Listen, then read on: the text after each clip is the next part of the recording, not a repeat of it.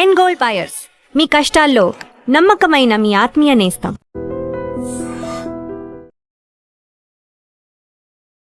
Hello అన్న, నమస్తే. ఎట్లున్నారు? హాయ్ కవిత, బాగున్నానమ్మా, మీరు బాగున్నారా? I'm good.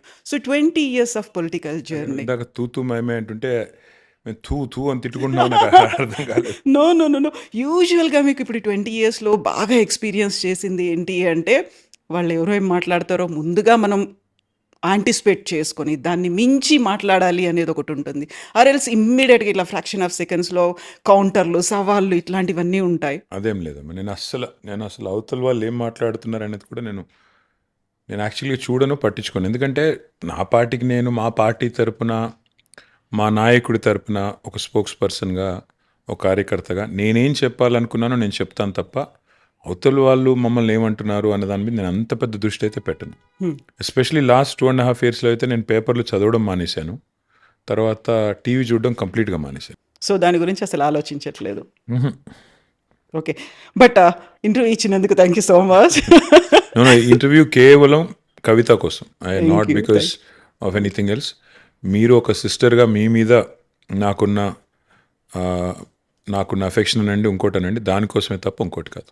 Thank you so much. So 20 years of political journey. 2006లో for the first time TRS ఒక ఉద్యమంలో పార్టిసిపేట్ చేయడానికి వచ్చిండ్రు. అక్కడి నుంచి ఇక్కడికి వచ్చిన తర్వాత డైలీ ఒక హెక్టిక్ షెడ్యూల్స్ అనేవి ఉన్నాయి. ఆ తర్వాత ఈ లైఫ్ స్టైల్ అంతా కూడా కంప్లీట్గా మారిపోయింది. ఒక సెలవులు లేనటువంటి ఒక లైఫ్ స్టైల్ అనేది ఉంటుంది. ఇవన్నీ చూస్తూ ఉంటే దాన్ని ఎలా నేను ఇంబైబ్ చేసుకుంటాను, ఎలా యాక్సెప్ట్ చేస్తాను, ఎలా ముందుకెళ్తాను, ఇవన్నీ ఏమనిపించాయి అసలు మీకు? అంటే 20 ఏళ్ల కింద మా అమ్మ చెప్పింది, అరే నీకు సూట్ అవుదురా ఇదంతా అని. అప్పుడు వినలేదు నేను. ఇప్పుడేమంటున్నారు? నేను ఖచ్చితంగా అనిపిస్తుంది అప్పుడప్పుడు మా అమ్మ చెప్పిందే కరెక్టేమో అని. ఎందుకంటే చాలా సందర్భాల్లో బాధ అనిపిస్తుంది, అరే ఏం చేస్తున్నాం ఇక్కడ మనం అంతా కూడా, ఇది ఏమి నాన్ సెన్స్ అని కూడా చాలాసార్లు అనిపిస్తుంది. బట్ కొన్ని సందర్భాల్లో మనం చేసే పని వల్ల, మనం గవర్నమెంట్లో ఉన్నప్పుడు ఫర్ ఎగ్జాంపుల్ మనం చేసిన ఒక పని వల్ల కొంత మేలు జరిగినప్పుడు చాలా చాలా సంతోషం అనిపిస్తుంది. ఇవాళ ఉదాహరణకి ఇవాళదే ఎగ్జాంపుల్ చెప్తాను. ఇవాళ నేను రాజేంద్ర నగర్ నియోజకవర్గంలో ఒక సభకి వెళ్ళాను. సభకి వెళ్తున్నప్పుడు నేను, సబితా ఇంద్రారెడ్డి గారు, నాతో పాటు ఇంకా ఎవరో కారులో ఉన్నారు.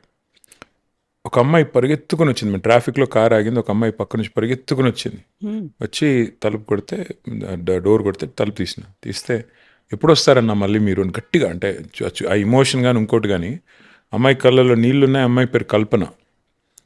ఆ వీడియో కూడా మా డ్రైవర్ తీసాడు అనుకోకుండా. అమ్మాయి ఉంటుంది, ఎప్పుడు వస్తారన్న మళ్ళీ మీరు అంటే, ఎప్పుడు వస్తారంటే నన్నని కాదు అంటుంది, కేసీఆర్ గారు ఎప్పుడు వస్తారు తిరిగి అని. అంటే ఆ రకమైన ఆప్యాయతను మనం పొందగలిగినప్పుడు, నిన్నటికి నిన్న ఈ పక్కన మా నందినగర్లో, మా ఇంటి పక్కనే ఉండే, ఇక్కడ నుంచి వస్తున్న రోడ్డు మీద ట్రాఫిక్ జామ్ అయింది. అక్కడ కూడా ఒక అమ్మాయి పరిగెత్తుకుని వచ్చింది, నా పేరు లక్ష్మి, నేను కూరగాయలు అమ్ముతాను, మళ్ళీ మీరే రావాలా, మీరు నాకేం ఇవ్వకపోయినా పర్వాలేదు. అది కూడా మా వాళ్ళు ఎవరో వీడియో తీశారు. నేనేమంటున్నా అంటే, ఇలాంటివి జరిగినప్పుడు, ఇలాంటి అనుభవాలు కలిగినప్పుడేమో చాలా సంతోషంగా అనిపిస్తుంది, తృప్తిగా ఉంటుంది.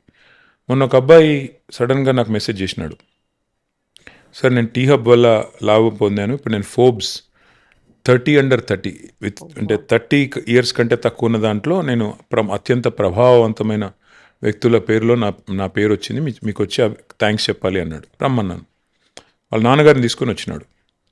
వాళ్ళ నాన్నగారు పాపం చాలా అమాయకంగా ఉన్నాడు. ఏం చేస్తుంటారు మీరు అన్న. వాళ్ళ నాన్నగారు ఒక వెల్డర్, ఒక కూలీగా పనిచేసేటోడు.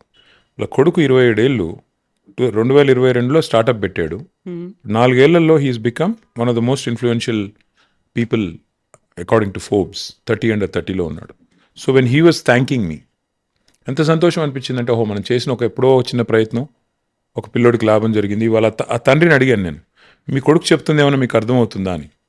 నాకు అర్థం కాలేదు అన్నాడు. కానీ నా కొడుకు మీలాంటి వాళ్ళతో కూర్చుని మాట్లాడుతున్నాడంటేనే నాకు సంతోషంగా ఉంది అన్నాడు. ఏదో సాధించిండు అనేది మాత్రం అర్థమవుతుంది. అంటే అట్లా, సో ఇట్లాంటి అనుభవాలు కలిగినప్పుడు ఏమనిపిస్తుంది అంటే, ఇట్స్ ఆల్ వర్త్ ఇట్ అనిపిస్తుంది. బట్ అన్నిటికన్నా మించి మీకు గుర్తుండాలి కవిత, మీరే ఇంటర్వ్యూ చేశారు, అప్పుడు మీరు టీవీ 9లో ఉండే, కేసీఆర్ గారు ఇంటర్వ్యూ చేశారు. మీరు తెలంగాణ వచ్చిన తర్వాత ఇదే ఇంట్లో ఆ పైన రూమ్లో మీరు ఇంటర్వ్యూ చేసినారు. కేసీఆర్ గారు కన్నీళ్ళు పెట్టుకున్నాడు ఆయన. ఎగ్జాక్ట్లీ. అసలు తెలంగాణ సాధించిన దాని ముందు మిగతా అన్ని బలాదూర్, ఇంకా మిగతా ఇది ఏమైనా any sort of achievement.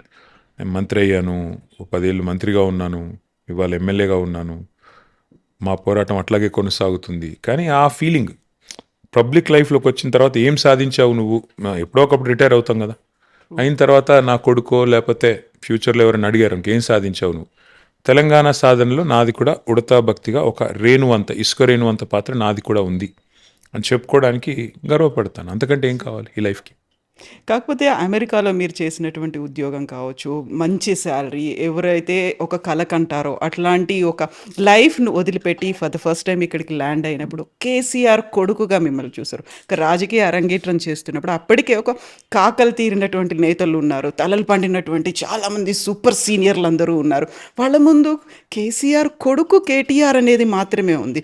So మిమ్మల్ని మీరు నిరూపించుకోవాలి. ఇక్కడ ఉన్నటువంటి చుట్టూ ఏవైతే పరిస్థితులు ఉన్నాయో వాటన్నిటిని అర్థం చేసుకొని ముందుకు వెళ్ళాలి. కొన్ని హికప్స్ అనేవి ఉంటాయి, వీటన్నిటిని ట్యాకిల్ చేసుకుంటూ ముందుకు ఎట్లా వెళ్ళారు, దానికి అప్పుడు మీరు ఏం చేశారు అసలు? ఏమీ లేదు మా. In fact today's father's day, I have to acknowledge my father. KCR గారి కొడుకుగా నేను పుట్టకపోయింటే ఇదేది ఇప్పుడు నేను మీతో కూర్చొని మాట్లాడే అవకాశమే లేదు.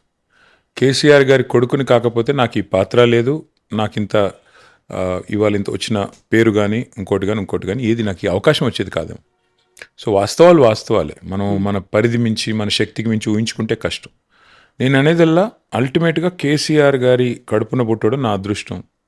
ఆయన ఒక గొప్ప ఉద్యమ నాయకుడు, ఎంతోమంది కార్యకర్తల మాదిరిగానే నాకు కూడా అవకాశం వచ్చింది. బట్ సహజంగా నాకున్న ప్రత్యేకత ఏంటంటే నేను ఆయన కడుపున పుట్టడం.